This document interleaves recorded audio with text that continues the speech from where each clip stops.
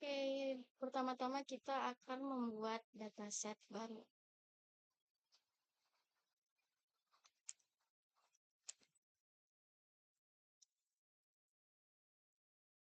Eh, kita akan membuat dataset yang berisi nama, NIM, gender, dan tugas 1 serta tugas 2.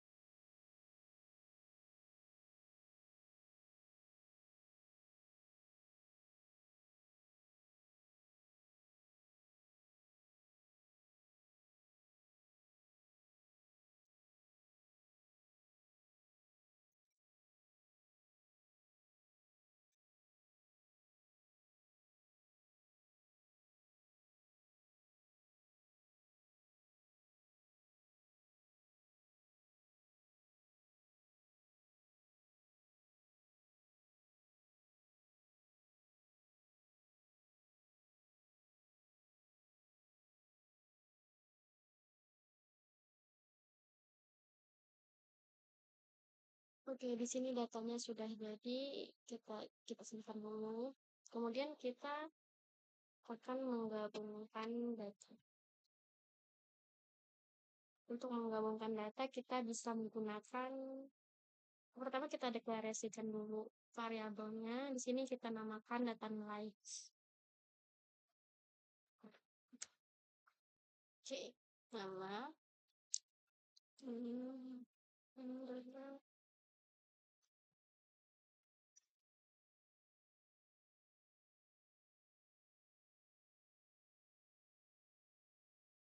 Oke, kemudian kita coba panggil datanya.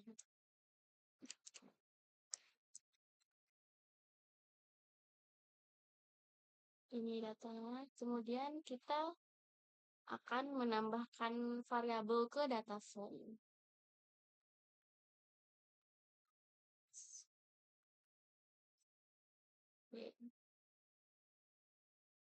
Kita akan menambahkan data nilai 3 dan data dari tugas 4.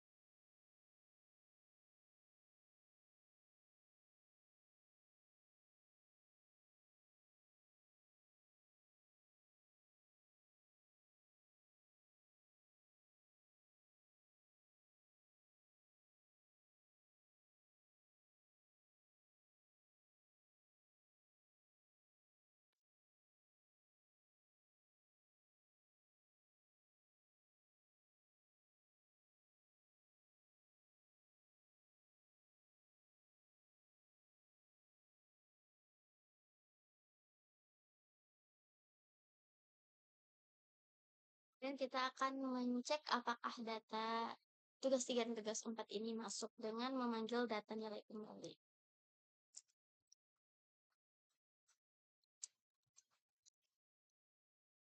Ini sudah selesai.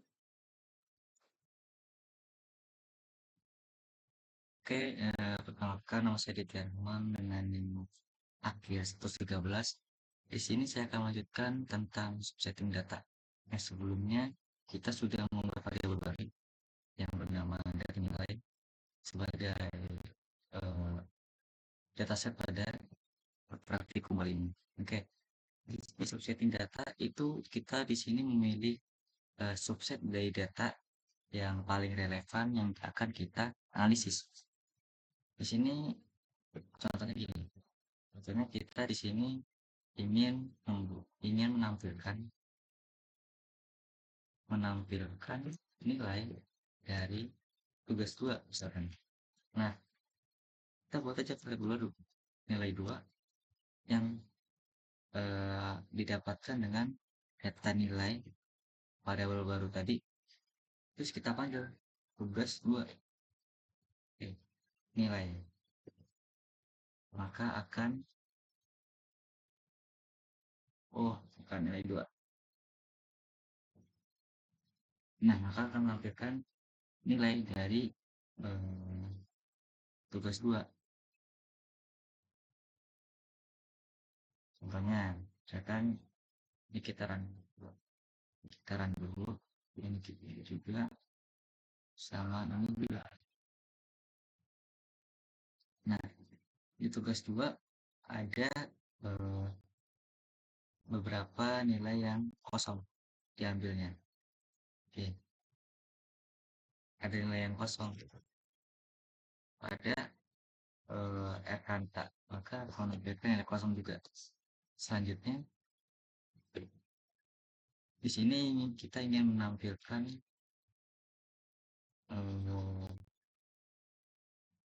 kita di sini ingin menampilkan nilai dari mahasiswa yang bergender wanita. Nah, kita buat variabel baru, yaitu perempuan. Kita panggil data nilai, kita panggil variabelnya dengan gendernya itu sama dengan F. Sama dengan F. Gendernya itu sama dengan F. Maka kita panggil hasilnya. Jalanin dulu. Nah, kenapa false true false true? Karena dia mengecek setiap urutannya, setiap urutan dari gendernya. Nah, di sini kan gender pertama dia M, dia false karena dia bukan F. Nah, baru di urutan ketiga dia ada F, maka dia akan true. Oke, selanjutnya sini disuruh untuk menampilkan mahasiswa yang memiliki nilai yang tidak lengkap, yang NA. Caranya kita definisiin variabel NK misalkan dengan jika terdapat nilai kosong pada tugas 1, oke,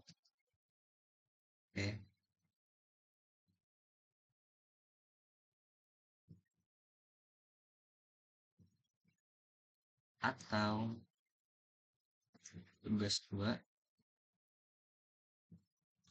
atau tugas 3, tugas 4.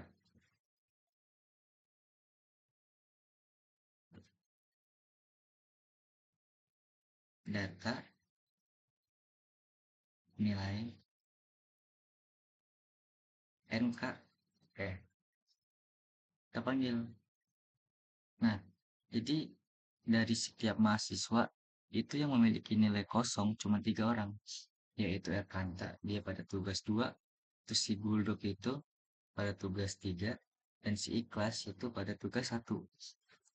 Nah, coba habis itu tadi kan kita sudah memanggil nilai yang ini kan, yang kosong kan.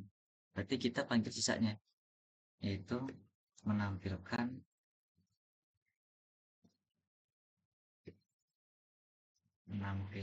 mahasiswa dengan yang memiliki nilai lengkap. Mahasiswa yang memiliki nilai lengkap.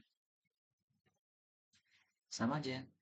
Kita buat definisiin variabel baru. Tidaknya kita pakai ini. Karena artinya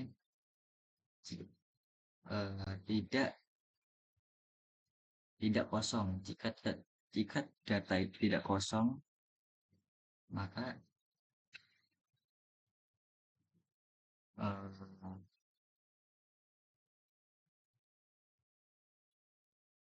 data nilai 1 dan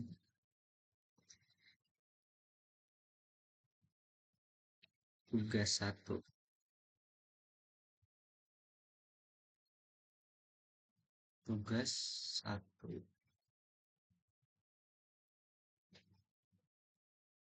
kita copy aja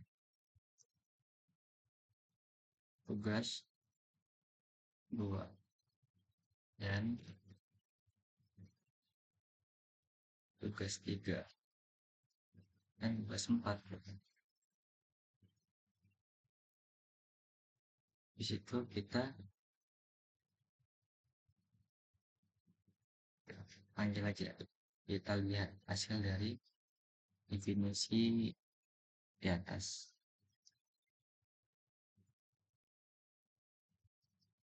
NL oh kita belum tutup. Nah, ini salah, terus ini juga jalan ini kata nilai 1 tipe.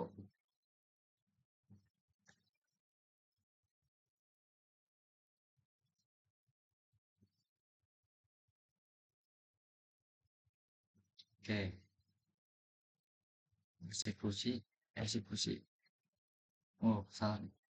Salah definisi di eh, data nilai tugas 1 dan jika didapatkan nilai tugas 2, tidak data nilai tugas 3 dan tugas 4.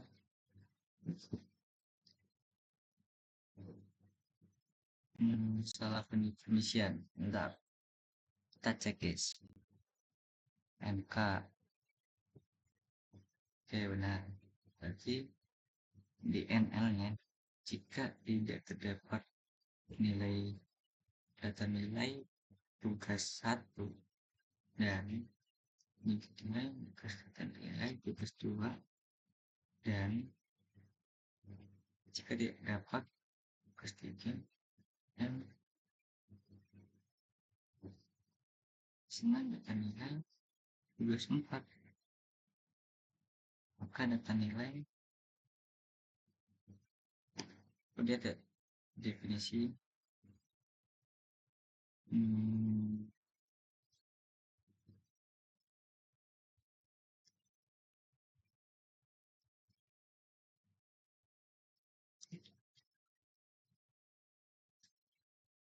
buat kita definisi dari awal lagi.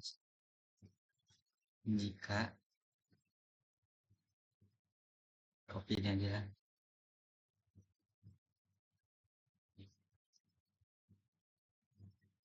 tapi bedanya kita pakai ini, terus ini kita ganti sama dan di sini tanpa ini, terus ini juga dan tanpa ini juga, ini juga, ini juga.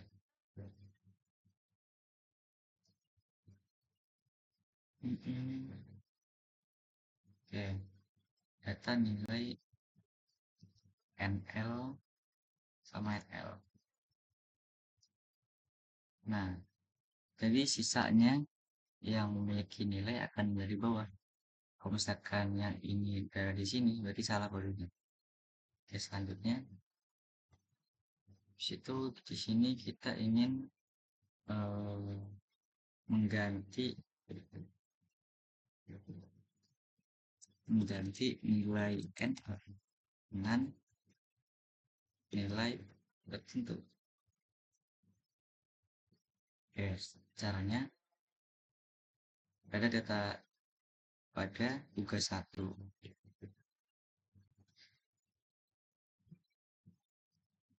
Tugas 1 itu didefinisikan jika terdapat nilai kosong pada tugas 1, kita isi dengan nilai 70 data.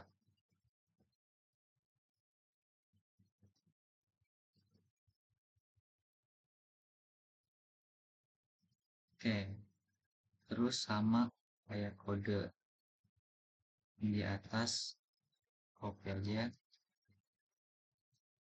Jika terdapat nilai kosong pada data nilai ini tugas 1, ini tugas 2. Jika terdapat nilai kosong pada tugas 2, maka kita isi dengan 85. Seterusnya juga gitu. Jika terdapat nilai kosong pada tugas 3, kita akan isi dengan 90. Oke.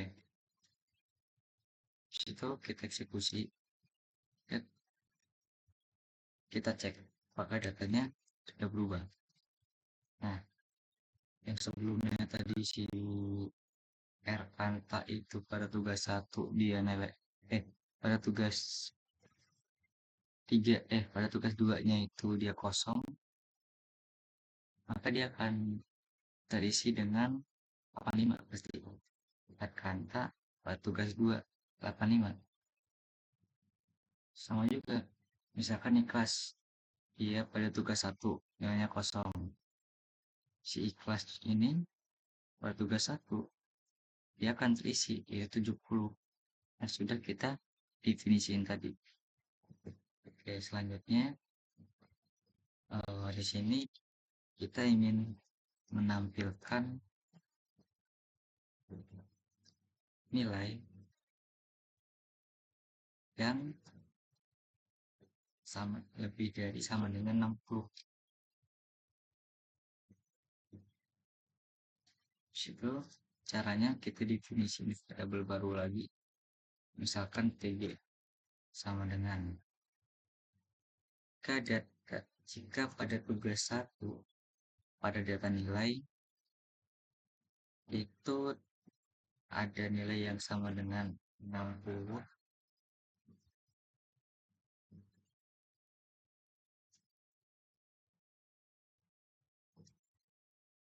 dan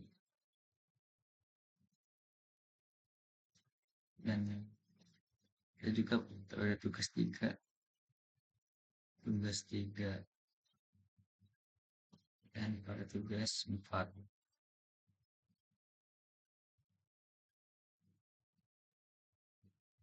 Dan juga di sini kita definisiin apakah terdapat nilai kosong. Apakah terdapat nilai kosong pada tugas 1. Tugas 1.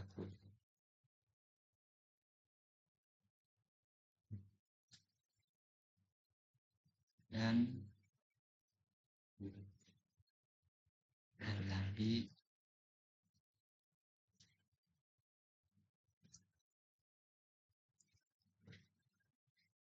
ini dan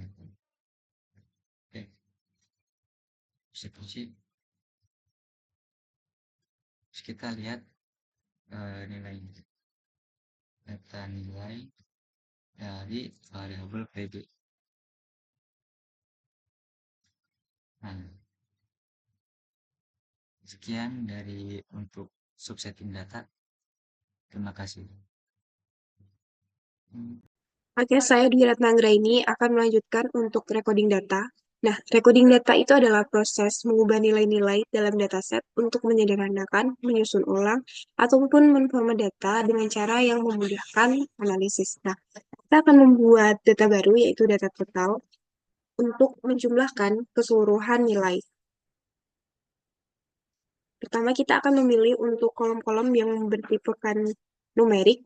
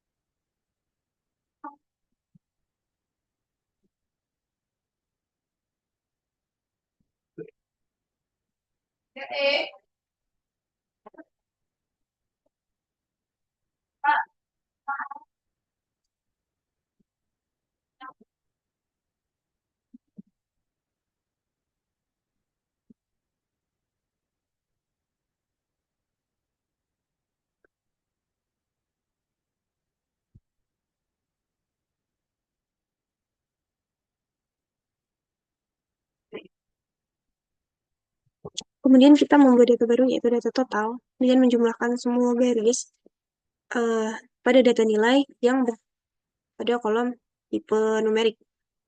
Nah, kemudian kita akan membuat data baru nilai akhir, yaitu nilai total dibagi 4.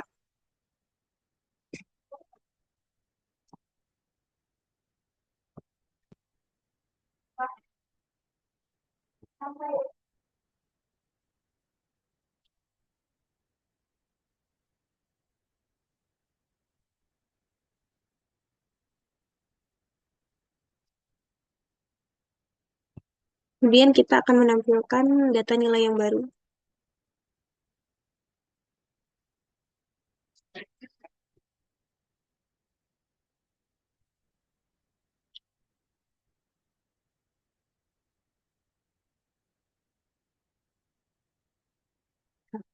Di sini kita akan mendapatkan penambahan yaitu pada kolom baru yaitu kolom total, jumlah dari nilai tugas 1, 2, 3, dan 4, kemudian nilai akhir yaitu rata-rata dari tugas 1, 2, 3, dan 4.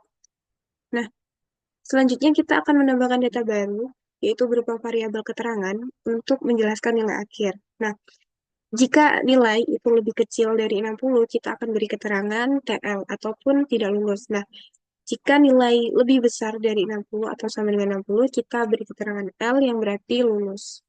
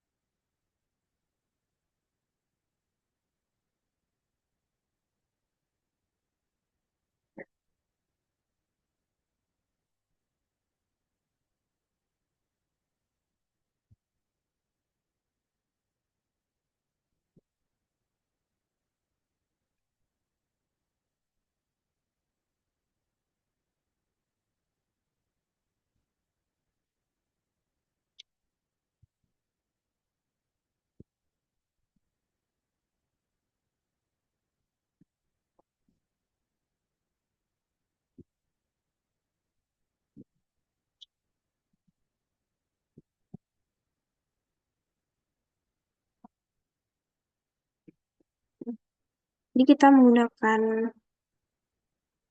cut, oke masih ada yang sama.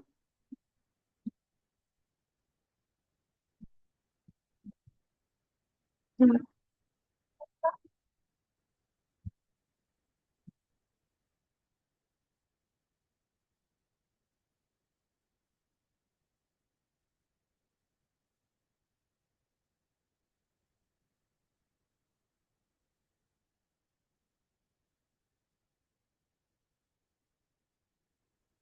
Nah,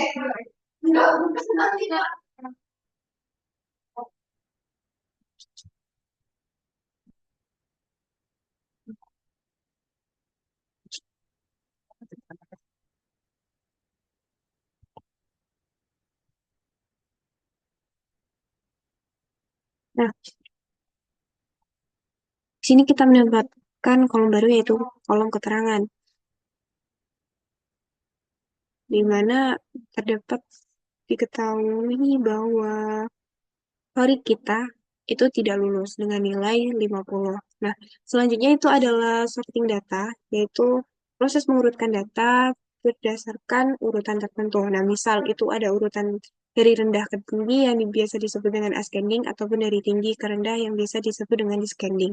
Nah, sekarang kita akan mengurutkan itu berdasarkan NIM. Kita buat variabel baru, yaitu data urut,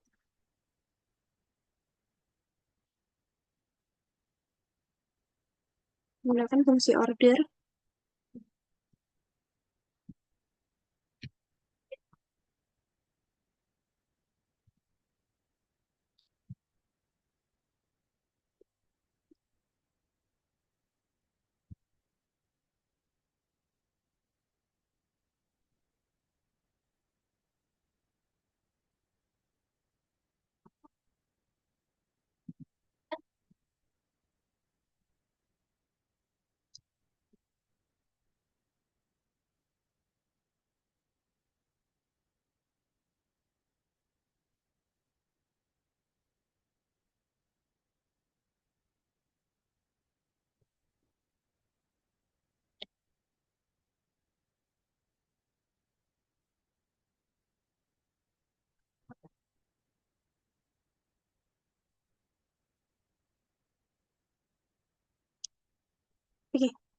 Di sini kita sudah mendapatkan bahwa urutan dari NIM terkecil hingga terbesar. Terlihat bahwa Erkanta itu NIM 1, Juminten NIM 3, dan Bento NIM 9, dan juga seterusnya. Nah, kita kemudian akan mengurutkan data berdasarkan nilai terbesar ke nilai total terkecil.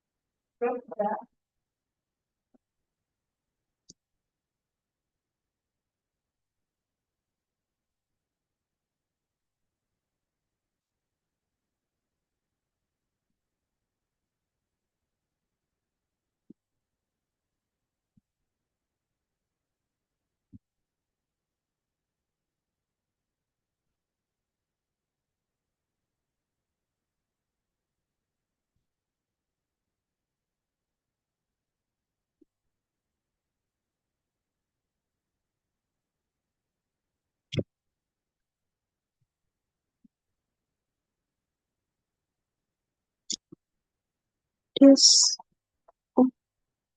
dekreasi.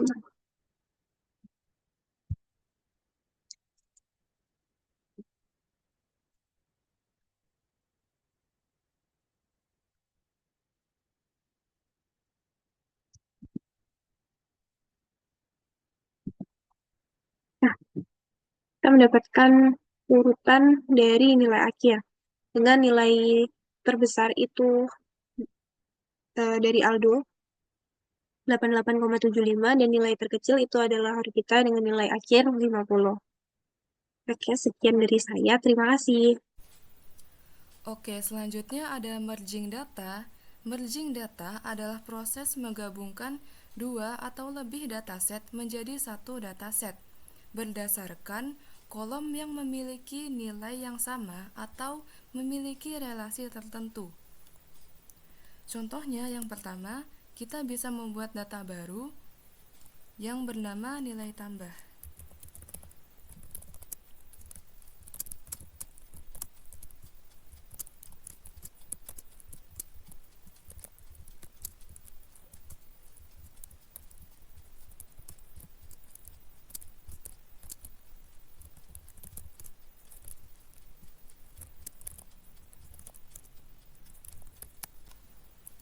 Nah, jadi data baru ini, data nilai tambah, memiliki kolom-kolom, yaitu kolom nama, kolom nilai praktikum, dan kolom nilai kuis.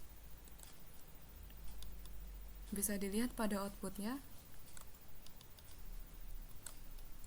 Selanjutnya, kita bisa menggabungkan data nilai dan data nilai tambah dengan menggunakan fungsi merge.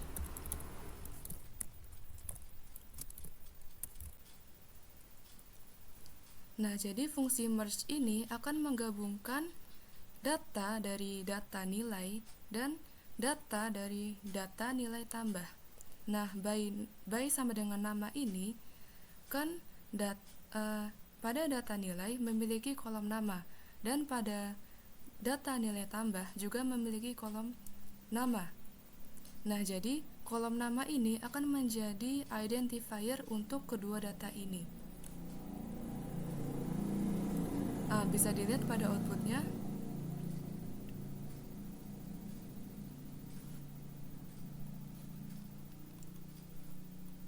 Oke, yang selanjutnya ada reshape. Jadi reshaping data adalah proses mengubah format atau struktur data tanpa mengubah isinya. Jadi contohnya yang pertama, kita bisa buat data baru, data MHS.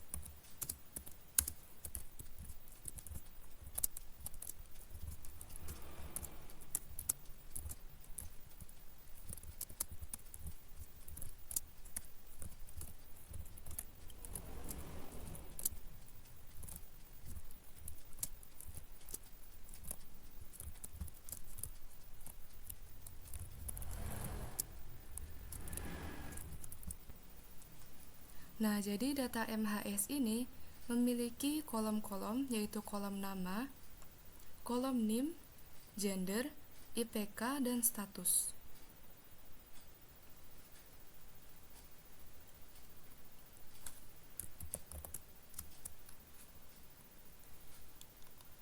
Bisa dilihat pada outputnya. Selanjutnya, kita akan melakukan reshaping data, mengubah data dari bentuk long menjadi bentuk wide. Pertama, kita buat dulu variabel data, kemudian menggunakan fungsi reshape. Data yang digunakan yaitu data mahasiswa ini.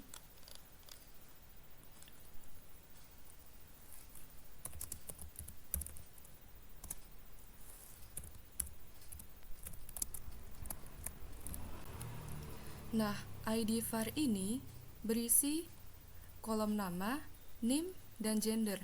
Nah, fungsi ID var ini kita akan menjadikan kolom-kolom ini menjadi suatu identifier atau pengenal unik dari data tersebut.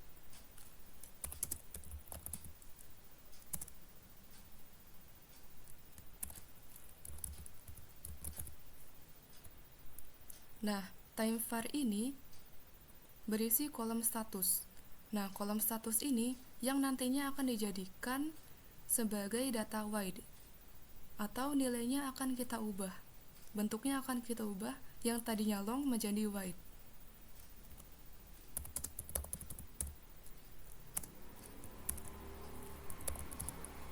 Nah, ini ada direction sama dengan wide karena kita akan melakukan pengubahan dari data long menjadi data wide.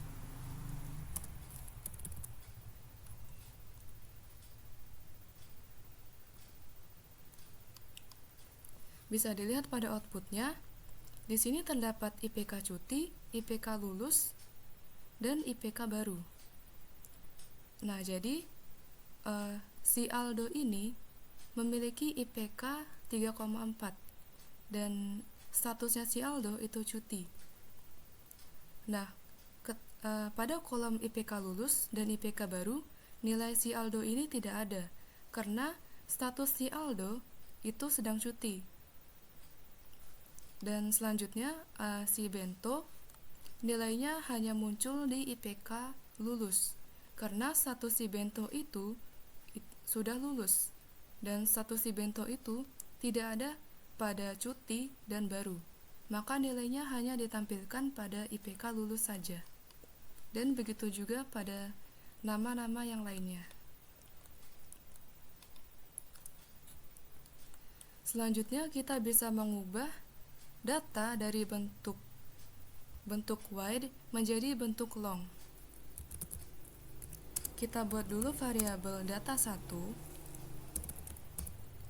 Kita gunakan fungsi reshape.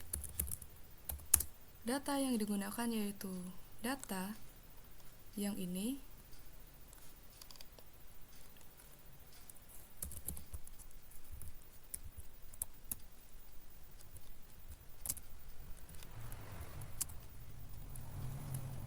Nah, var yang ini berisi kolom IPK cuti, IPK lulus, dan IPK baru. Nah, var yang ini gunanya untuk mengubah kolom-kolom ini yang tadinya berbentuk wide menjadi bentuk long.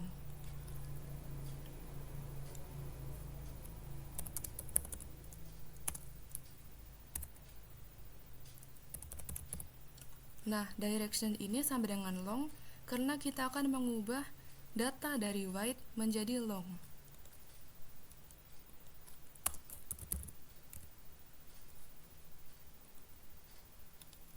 Bisa dilihat pada outputnya. Di sini variabel time memiliki 3 nilai, yaitu 1, 2, dan 3. Nah, ketika time-nya sama dengan 1, itu artinya statusnya sama dengan cuti. Dan ketika time-nya itu 2, itu artinya statusnya sama dengan lulus.